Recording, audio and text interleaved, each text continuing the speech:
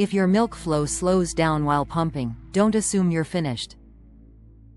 Your body can release milk in waves called letdowns, and with the right techniques, you may be able to trigger a second letdown and collect more milk comfortably. Welcome back to Pump with Thilly. A second letdown is another release of milk after the initial flow has slowed.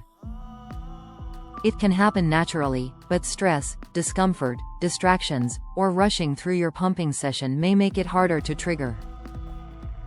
Start by relaxing your body. Take a few slow, deep breaths and drop your shoulders.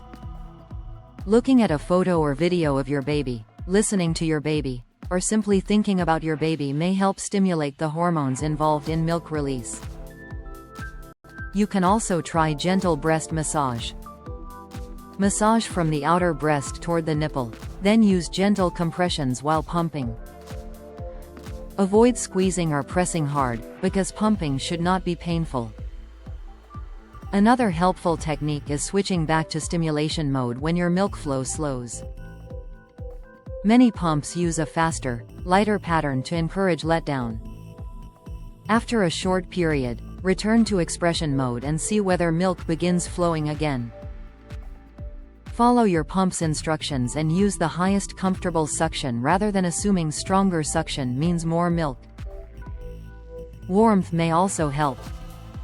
A warm shower or warm compress before or during pumping can encourage relaxation and make massage more comfortable. If you are pumping both breasts, staying comfortable and avoiding interruptions can also make it easier to continue your session.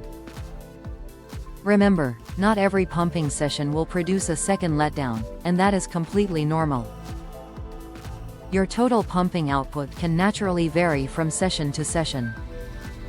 If you consistently have very low output, significant pain, or concerns about your milk supply, consider speaking with a lactation professional or healthcare provider.